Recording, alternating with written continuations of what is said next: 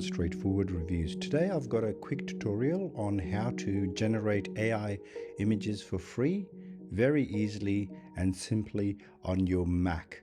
Now this is for Mac OS only, so if you want a Windows one, please do let me know and I'll be happy to make that. Let's get this started.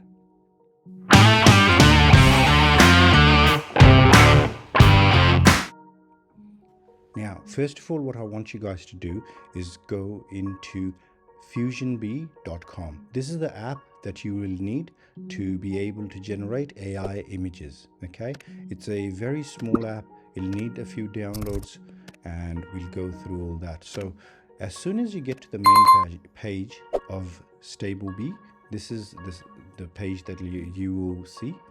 You click on download for macOS. Now it'll give you a few options here. So you'll have your M1, M2 processors and you'll have your Intel one. Windows is not supported on StableB yet. And once you've clicked any of these, whichever one you need, so if you've got an Intel Mac OS, so you can do the Intel one, otherwise you'll have to do the Apple Silicon. Now what I will suggest for you to check is to have at least 16 gigs of RAM installed on your computer. It helps a lot. I have a M1 Max with 32 gigs of RAM and it's the 32 core version of the M1 Max, so this should be pretty quick to run all those tests. Now the version I'm using is a technological preview and it's very stable. If you guys want me to do the normal version, which is version 1.7.2, if you want me to do that one, this is that one. I can do that one for you guys as well, but for now I'm going to show you guys StableB2. Okay, once you're in here, click onto this and that'll start the download. Once you've downloaded it, I want you guys to install it. You just basically, it goes into your download folders, you open it and you install it into your apps. After you've installed it, open it up. After you've opened it up, you'll have the home screen where you'll have all these thumbnails of things you can do. I'll just give you a quick run through of it. So Stable Diffusion is what this is going to use. Diffusion B is going to use Stable Diffusion to generate AI images. Now for it to do that, what it'll need to do is have different models. Now models are just basically a little bit of a package that has been trained on images. Okay, you can do images of cars, you can do images of yourself or whatnot. And if you guys want a tutorial on how to do images of yourself, I'm more than happy to let you guys do that as well, teach you how to do a training on that as well. But let's go through this. So first of all is text to image, which is normally what you guys see on everywhere that people are talking about. So you just write in a text and it generates an image according to your text. Next one is image to image, where you put an image and, for example, an image like that, and it'll reimagine it more realistically with a text description if that's what you want. So if you said like make this tree look more realistic, it'll do that. AI Canvas is a very cool one that you guys might know about. If you guys have heard of Adobe's AI generative fill, this is basically that. So it just grabs an image and fills the rest of it out. In Paint is where you can remove or add objects and fix objects. So if an image is generated and it's got issues with the face or hands, you can create a mask and do that. AI Upscaler is where you can upscale the resolution of that. I don't like this one. I'm going to tell you guys straight away, this isn't the best. I've got another software for that. Please do comment below if you guys want to know more about that software, how to upscale, and that has a lot more options. So let's go into this upscaler. So straight off, it's just got one option. Okay, that's the only upscaler you can use, and you have to put a text prompt.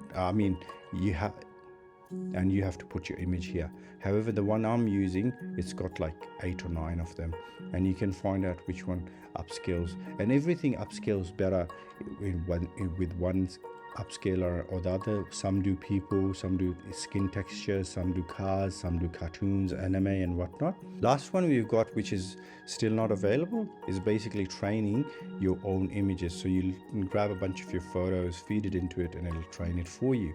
Models are where you'll have all your models in. So these are the models I've downloaded, and these are the models you can download as well. Some of the models here are my own, and some are from down here. In history is where you can find all your and save them and play around with them.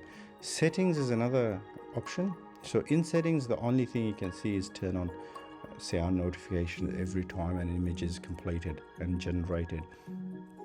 Last three are LoRa's are basically add-ons to the model. So you might have a model of a car, okay, and the LoRa you have is, it might introduce a shine, a realistic shine to it, or lighting and things like that. So it'll, if the model isn't generating cars the way you want it and you want it to change a little bit, this is what you need to use. Interpolation and deform videos are basically making videos out of your text prompt. They're not too impressive yet, but you'll see them online. So these are for those. You can use those these for those sort of purposes. But today's tutorial is just text to image, how to create your AI images. So first of all, if you look here, you'll come into this sort of view, which is very good. It's very simple, very easy to use. First of all, what I want you to do is change this to 512 by 512, which is very default. Okay, you can change them to anything else. So for example, if you want a more portrait one, let's do 768 by 512. I've selected the model. You might not have this. You might have something like default SD 1.5. You can do that as well. So let's do default SD. You'll have your prompt here, and these are how many images it'll generate. Okay, so this is how many images.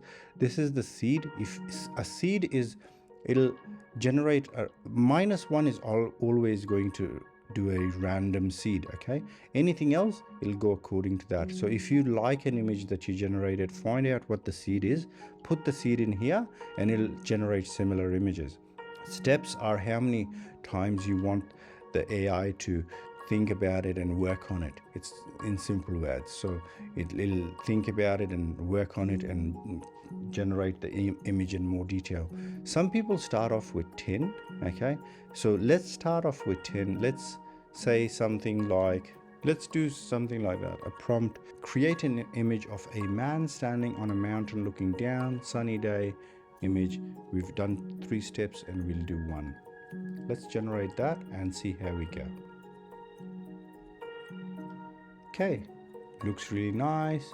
The arm is a bit wayward, so it's a bit looking a bit funny. Other than that, it looks really fine. So let's say if you were happy with this, it'll give you the prompt down here that was used to generate this image, and you can save this image from here. So if you click on save, you can save it in there somewhere, in anywhere you want, and you can send it image to image, where you can work on this image, create a mask.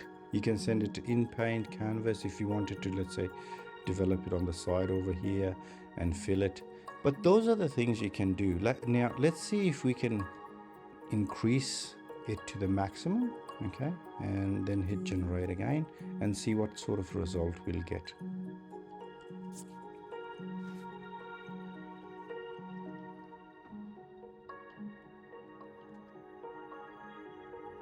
Right, so looks a bit better.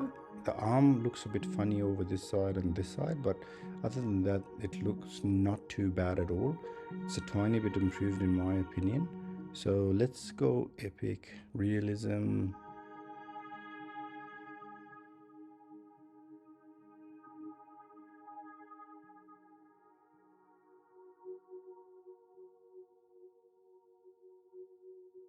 Okay, so that is the image that it's gotten us.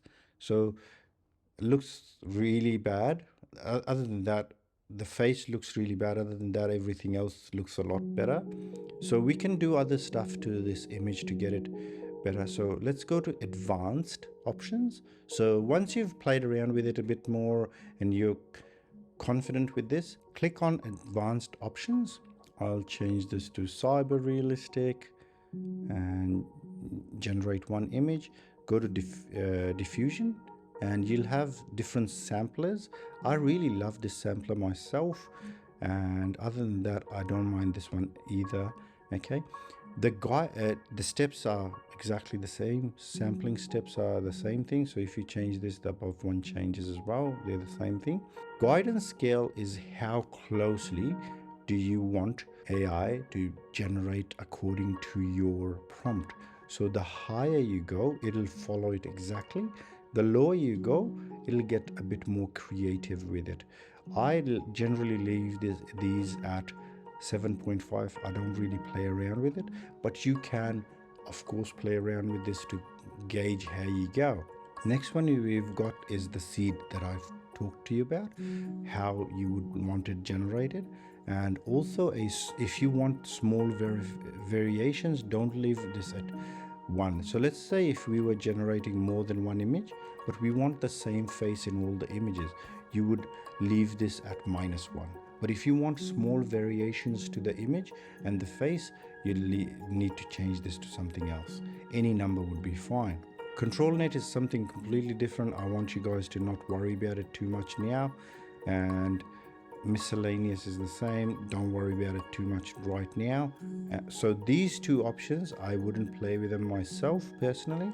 If I was just starting off, we'll try and get some negative prompts in there to assist with a bit of a better image. So these are some of the other stuff I've added in. So photorealistic, high contrast, 8K HD, detailed, hyper detailed, realistic skin texture, best quality, ultra high res, raw photo, dynamic lighting, maybe take out long here.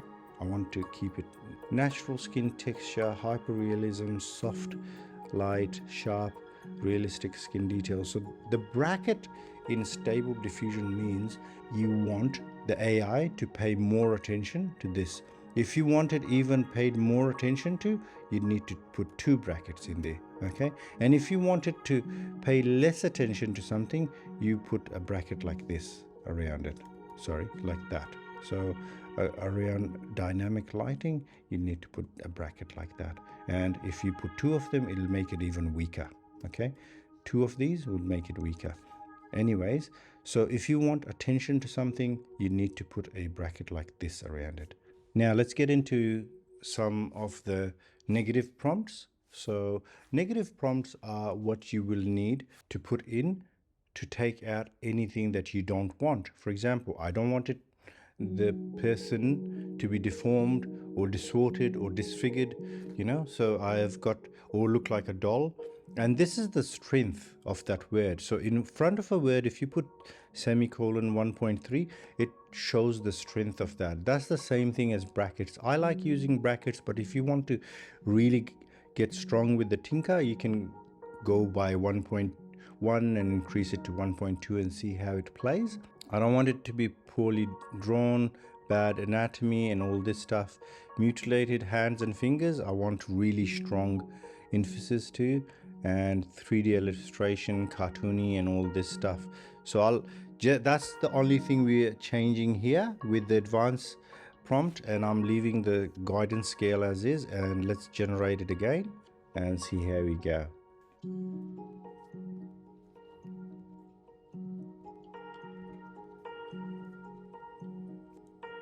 And there you have it, guys. Look at the detail on that. So this is a different photo. Look at the eyes, look at the nose, look at the beard, all the detail in the face. So this is a very different photo compared to the first one we had. So let's go back into home and let's go into history, and let's look at this guy, the detail on here, and let's look at this guy. So there's a night and day difference when you start using the negative prompts and all this stuff. Search by prompt as well, if you want to go through your history and search by prompt. Now there's something else I would like to show you guys. That's basically it for the tutorial. And let me know if you guys want me to go through anything else, all of these other upscalers, but I wanted to keep it nice and simple for you guys to just start experimenting with AI and generate your own images. So this is me generating some images in my likeness, so I'll change it to my one. So that's the one I use for myself. Personally, I've trained a model on my photos.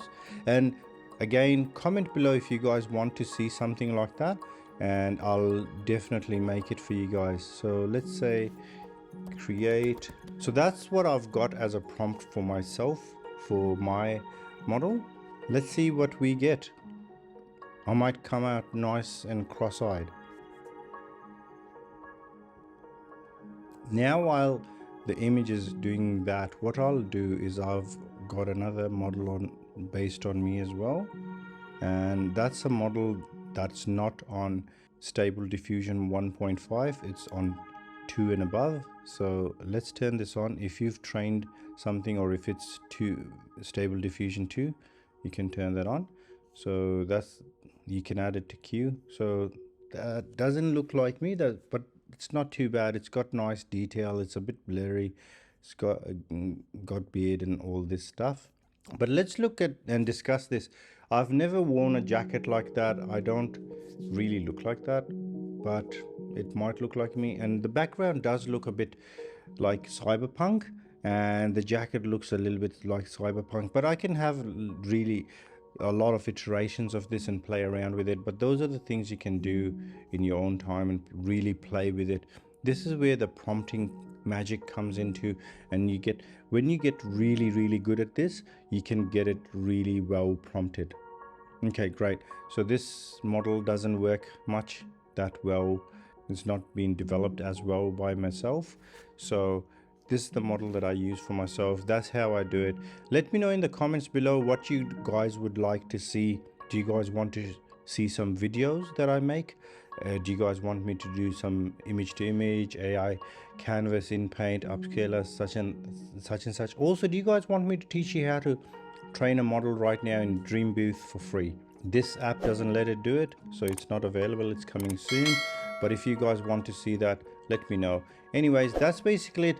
This channel, for you guys who subscribed, thank you for subscribing. I really appreciate it. For you guys who are new, please do subscribe. It's the only way to ensure that small channels like myself, self-funded, unbiased, keep going. Thank you for watching it to the end. Take good care. Bye